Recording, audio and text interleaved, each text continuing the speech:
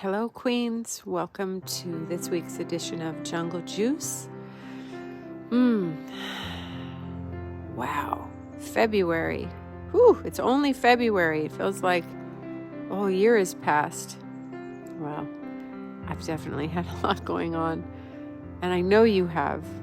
I've heard from so many of you. This is a sort of a rocket launch of a year, isn't it? Moving right on in. That Aquarius, Pluto energy that they keep talking about. I don't know if you can feel it, but I certainly can feel it. Well, that all said, this month we're talking about matters of the heart.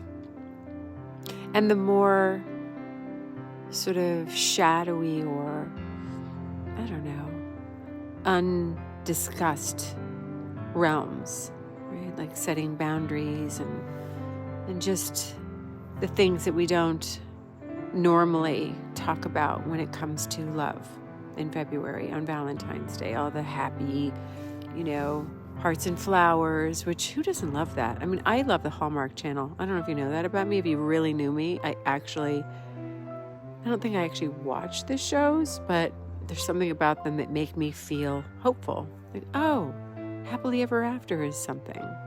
I know it's not actually real, but my little kid inside isn't sure that's not true. So, and we're going to get to that in a minute. So this month I wanted to have us be in an inquiry around, maybe the more difficult parts about the heart, love, rather than just the surface level that feels good mostly. So this week, I wanted to sit with and invite you to sit with how we protect our hearts. We've been hurt, betrayed,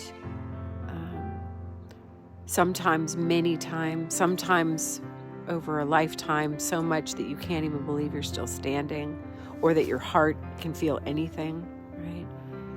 Is it possible? Will I ever love again? Can I trust anyone? Is anyone trustworthy? And on, right? This is the terrain of the egoic part of heart.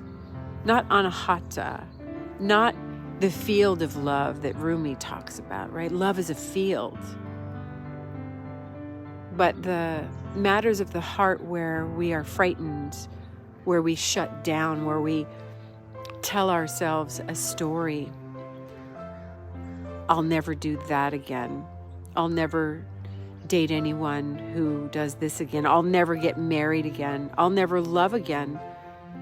I'll never fill in the blank, right? This is that territory. And then we go on defending, protecting ourselves in various ways. These strategies, some of which when you're young are really good ones. When we get a little older and wiser, we start to do things like set boundaries, question ourselves. Is that really true? Is my heart really unavailable to you? Are there parts of me that have been hurt, right? We start refining the inquiry. So that's what I wanted to do this week. I wanted to invite you to have a listen or take a look at your life right now and inquire into where do you feel like you have been protecting your heart and have lost access to that field of love, right? I mean, putting it another way, how do I stay in the field of love with you and say, no, you're not going to get that close to some of my parts, my little kid parts, because you're not trustworthy or you haven't quite done the work. You don't have the tools. I'm thinking of family dynamics.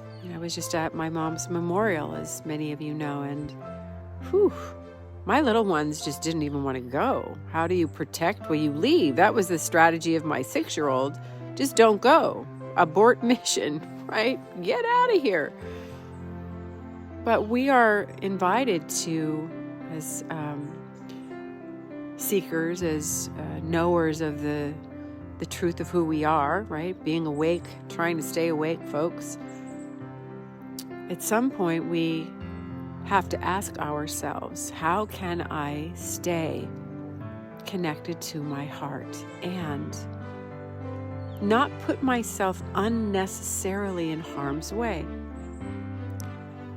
And that also begs the question, can anyone actually really hurt us?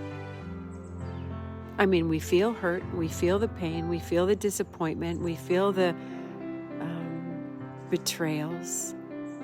But when we unpack that or really look at it, who's being hurt? What's actually happening? This is the inquiry this week. I don't have the answers for you. I'm busy listening to my own inquiry, but I want to hear from you. It's amazing what's in there. And if I cut myself off from love, I don't get to feel the juice. I don't get to feel the wonder, the awe, the flow of this moment fully.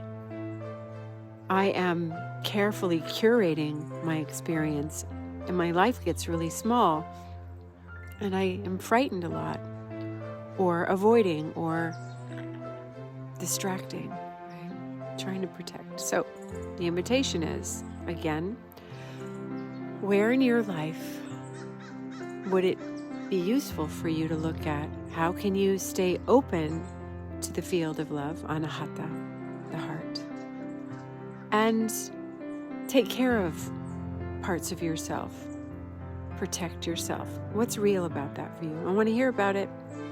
Yeah, sending you oodles of love.